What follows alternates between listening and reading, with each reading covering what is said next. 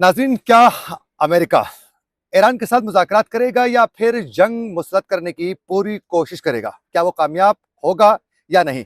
और इस वक्त ईरान की सूरत हाल क्या है? क्या एहतजाजी मुजाहिरों को ईरान कंट्रोल करने में कामयाब हुआ है या नहीं? आज के प्रोग्राम में इसकी मुकम्मल तफसीलात आपके सामने रखेंगे। मेरे साथ मौजूद हैं वफा अब्बास, ईरान प्रेस के नुमाइंदे हैं पाकिस्तान के लिए। इनसे तफसीलन जानेंगे क्योंकि ईरान की मौजूदा सूरत हाल के हवाले से ये बेहतर तरीके से बता सकते हैं। वफा भाई, थैंक यू सो मच, आपने कीमती वक्त दिया हमारे प्रोग्राम के लिए, हम आपके मशकूर हैं। मुझे बताएं सबसे पहले सिचुएशन के हवाले से कि इस वक्त ईरान में जो एहतजाजी जो मुजाहिरे थे उनको हुकूमत कंट्रोल करने में किस हद तक कामयाब हो चुकी है? सबसे पहले तो यह है कि ये जो एहतजाजी मुजाहरे थे ये बड़े पुरअमन थे जब स्टार्ट हुए, और ये इकोनॉमिक सिचुएशन भी थी, और गवर्नमेंट ने भी इन मुजाहिरीन को मुकम्मल इजाज़त दी कि आप मुजाहरा करें और टेबल टॉक ऑफर की। बिल्कुल। इसी दौरान कुछ ऐसे लोग शामिल किए जाते हैं वो जो पहले से मुजाहिरीन हैं वो ऐसा कुछ भी नहीं कर रहे, लेकिन वो शामिल होने वाले लोग दंगा फसाद शुरू कर, सरकारी अमलाक जलाई गई, मसाजिद जलाई गई, हॉस्पिटल उसकी जद में आ गए। उसके बाद ही ईरानी हुकूमत ने यह फैसला किया कि अब इस सिचुएशन को कंट्रोल किया जाए। इसी वजह से आपने देखा होगा कि ईरान में इंटरनेट जो है 2 रोज के लिए बंद किया गया। उसकी सिर्फ ये वजह थी कि AI वीडियोस जनरेट करके प्रो गवर्नमेंट जो बड़ी प्रोटेस्ट थे, मुजाहिरे थे, उनको ये प्रिटेंड किया जाता था कि ये एंटी हुकूमत मुजाहिरे हो रहे हैं। इवन के छोटे बच्चों ने वो चीजें मार की कि ये AI से बनाई गई हैं। एक बहुत वायरल की गई पिक्चर और बाद में पता लगा कि वो AI से जनरेट की गई है। जिस सारी सिचुएशन चली, और अब अल्हम्दुलिल्लाह कल से वहां पे सिचुएशन कंट्रोल में है।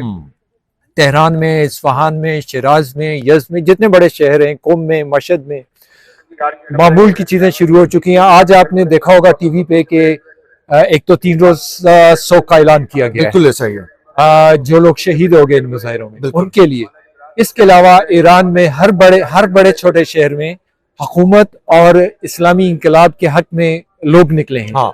और इज्तिमात हुए हैं, रैलियों का इनेकाद किया गया। एक सिंपल सी चीज है कि आप कंपैरिजन करें कि आज के निकलने वाले लोग ज्यादा हैं या जो वो रियॉट्स में निकल रहे थे वो ज्यादा है।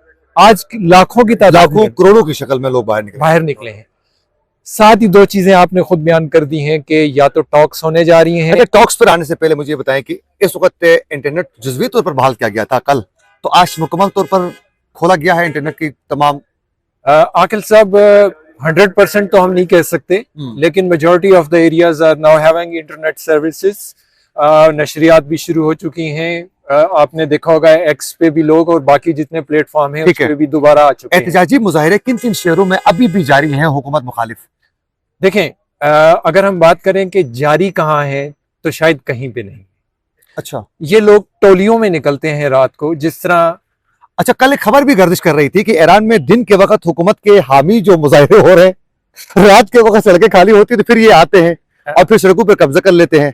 ऐसा ही है, बिल्कुल ऐसा ही है, क्योंकि वो जो बाहर एक साहब बैठे हुए हैं जो खुद को किंग समझ रहे हैं, पहलवी साहब, उन्होंने एक वक्त मखसूस किया है कि रात 8 से 10 या 9 से 10 लोग निकले। अब इस वक्त में जब एक टाइम फ्रेम दे दिया गया है, ऑब्वियसली एक आम बंदा भी घर से नहीं निकलेगा कि मैं बाहर जाऊंगा तो किसी जद में ना हो।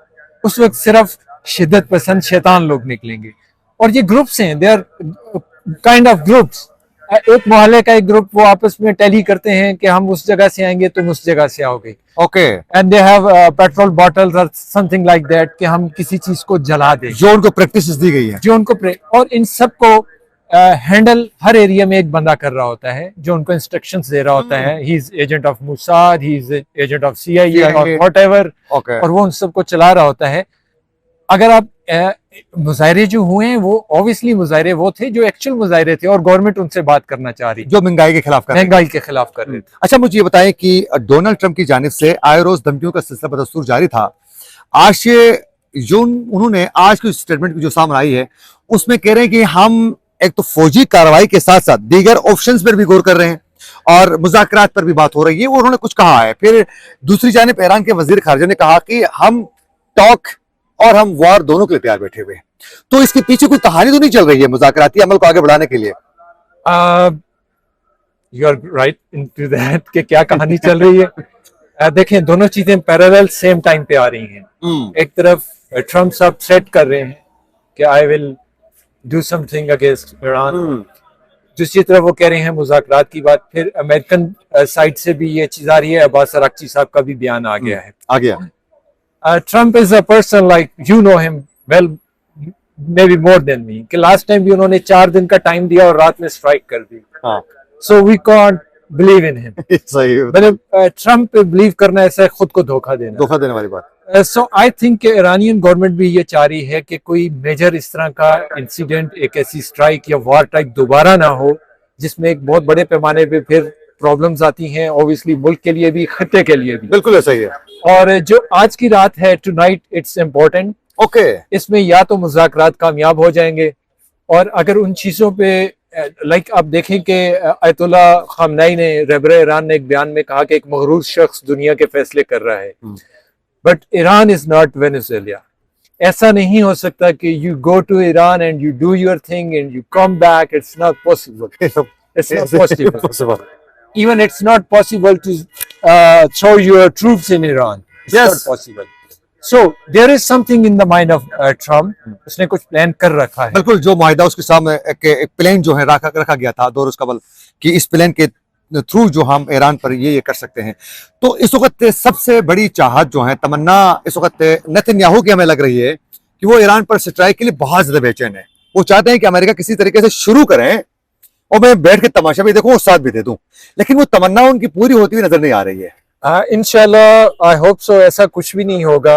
नेतन्याहू खुद इस, खुदा न खास्ता अगर कोई ऐसी सूरत हाल बनती है, उसमें इन्वॉल्व नहीं होगा।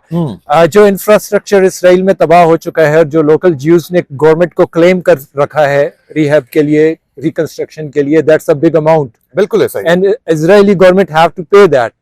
और अभी तो वो अपने इन चीजों को देख रहा है कि अगर खुदा ना खास्ता दोबारा कुछ होता है तो ईरान मुझे जरूर हिट करेगा। सो तो ईरान ने वादा भी किया। they will not involve with this, but somehow they want somebody to do this, and somebody is USA.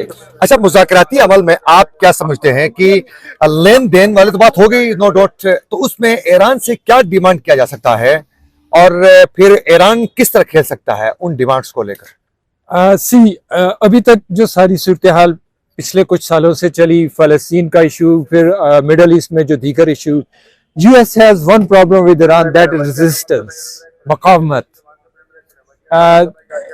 Iran के इंकलाब ने बहुत सारे मुल्कों को, बहुत सारी तहरीकों को एक रास्ता दिया, एक रुख दिखाया कि मुकावमत, रेजिस्टेंस क्या होती है। बिल्कुल ऐसा है। These countries were not even Muslim, but they followed the same formula. Yes. अब यूएस को देखें, US has nothing to do with Iran. मतलब अगर वो वेनेजुएला के आइल्स कर लेता है तो वो तसल्ली में आ जाता है, ऐसा ही है। या कहीं और कर लेगा, क्यूबा में हाथ मारेगा, यहाँ मारेगा, but he Americans, they don't have something personally in Iran. They have to do something कि ईरान इन तहरीकों को, जो मुकावमत की तहरीक है, it's in Lebanon, it's in Syria, Yemen, the lot of countries in America, Latin American, yes, Cubans हैं और बहुत सी कंट्रीज हैं। सो वो अमेरिका ये चाहता है कि ये जो रेजिस्टेंस वाली तहरीक ईरान ने चला रखी है, जो सोच दे रखी है, ईरान उससे पीछे हट जाए। This is the actual matter, it's a game of brain. इसको जोहरी मामलात पर भी बातचीत हो सकती है किसी तक कंप्रोमाइज करवाने के लिए? देखें, that's a big sensitive issue. Iranians तो कहते हैं कि हम अब पहले से ज्यादा सिक्योर हैं। Okay. And if someone hits us, we will hit them back worse, stronger than that. So there are the things, the car is behind you, and ये situation है. But we are hopeful कि things will be not like that. कि US को strike करे. Tonight is a bit very important, tough night.